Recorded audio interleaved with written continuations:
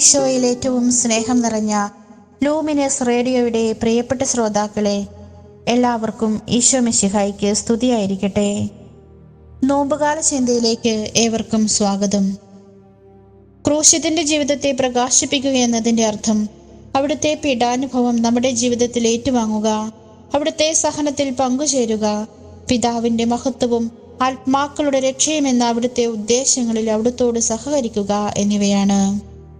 40 ദിനരാത്രങ്ങൾ ഉപവസിച്ച് പ്രലോഭനങ്ങളെ അതിജീവിച്ച ഈശോയുടെ പീഡാനുഭവ വേളയിലൂടെ നാം കടന്നു പോകുമ്പോൾ അവിടുത്തെ തിരുമുറിവുകളെ ധ്യാനിക്കുവാനും ഈശോയുടെ വേദനകളെ ആശ്വസിപ്പിക്കുവാനും ലഭിച്ച കൃപയുടെ മണിക്കൂറുകളായി ഈ സമയത്തെ നമുക്ക് വിനിയോഗിക്കാം.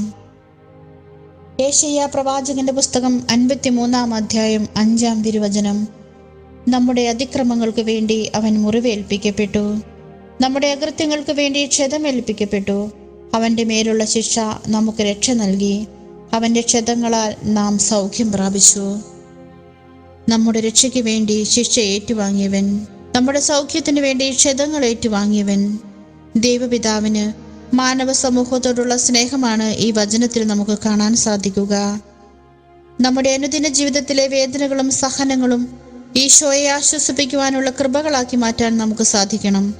അതിനായി നമ്മുടെ സഹായകനായി അവിടുന്ന് നൽകിയ പരിശുദ്ധാത്മാവിൽ നമുക്ക് ആശ്രയിക്കാം.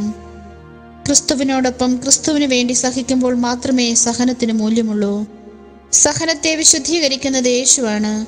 അവിടുത്തോടുള്ള സ്നേഹത്തെ പ്രതി സ്വീകരിക്കപ്പെടുമ്പോൾ സഹനം ആത്മാക്കളെ വിശുദ്ധീകരിക്കാനും രക്ഷിക്കാനും ഉതകുന്ന വിലയേറിയ നാണ്യമായി തീരുന്നു. സ്വർഗത്തിലേക്ക് പറന്നുയരാൻ സഹായിക്കുന്ന ചിറകുകളാണ് സഹനങ്ങൾ. സഹനങ്ങളെ ദൈവസ്നേഹത്തെ പ്രതി സ്വീകരിക്കാൻ നമുക്ക് കഴിയണമെന്നാണ് ക്രിസ്തുവിന്റെ പീഡാസഹനം നമ്മെ പഠിപ്പിക്കുന്നത്. വിശുദ്ധ യോഹന്നാന്റെ സുവിശേഷം 3-ാം അധ്യായം 16-ാം തിരുവചനം: എന്തെന്നാൽ അവനിൽ വിശ്വസിക്കുന്ന ഏവനും നശിച്ചു പോകാതെ നിത്യജീവൻ പ്രാപിക്കുന്നതിനു വേണ്ടി തന്റെ ഏകജാതനെ നൽകാൻ തക്കവിധം ദൈവം ലോകത്തെ അത്രമാത്രം സ്നേഹിച്ചു.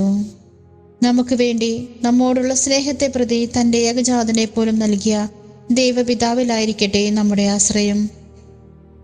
തന്റെ ഏകപുത്രനെ ദൈവത്തിന് ബലിയർപ്പിക്കുവാൻ തയ്യാറായ പിതാവായ അബ്രാഹത്തിൻ്റെതുപോലെ തന്റെ ആരോഗ്യവും സമ്പത്തും തന്റെ ജീവൻ പോലും ദൈവത്തിന് നൽകാൻ തയ്യാറായ ജോബിൻ്റെതുപോലെയുള്ള അർപ്പണ മനോഭാവം നമുക്കുമുണ്ടായിരിക്കട്ടെ.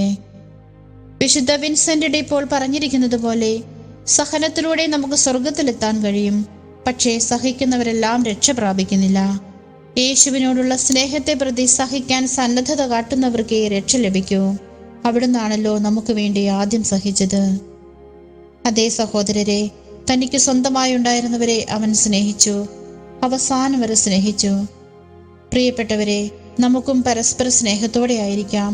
നമ്മുടെ സഹോദരങ്ങളുടെ വേദനകൾ നമ്മുടെ വേദനകളായി നമ്മുടെ ഹൃദയത്തിൽ അനുഭവപ്പെടട്ടെ. നോമ്പിലൂടെ കടന്നു പോകുമ്പോൾ ഭക്ഷണം വർജിക്കുന്നതോടൊപ്പം നമ്മുടെ ഉള്ളിലുള്ള വിദ്വേഷം, വെറുപ്പ്, കോപം, അസൂയ തുടങ്ങിയ മാനുഷിക വികാരങ്ങളെല്ലാം നമുക്ക് വർജിക്കാം.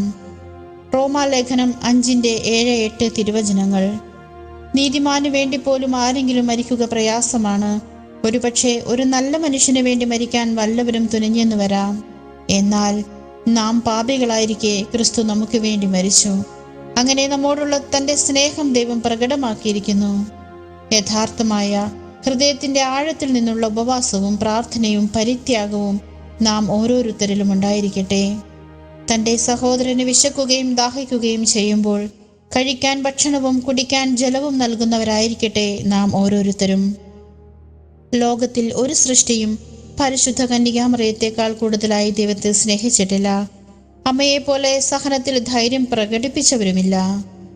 ഈശോ നമുക്കായി നൽകിയ പരിശുദ്ധ അമ്മയുടെ കരങ്ങൾ പിടിച്ച് ഏറ്റവും എളിമയോടെ, അനുതാപത്തോടെ, വിശുദ്ധിയോടെ, ഹൃദയശുദ്ധിയോടെ ഈശോയുടെ ക്രൂശിൻ ചൂട്ടിലേക്ക് ഒരു നല്ല ഉയർപ്പിനായി നമുക്കും നടന്നെടുക്കാം. സഹോദരങ്ങളെ, നല്ല കുമ്പസാരത്തിലൂടെ നമ്മളെ വിശുദ്ധീകരിക്കാം. ഹൃദയശുദ്ധിയോടെ നമുക്കും ദൈവത്തെ ദർശിക്കാൻ സാധിക്കട്ടെ.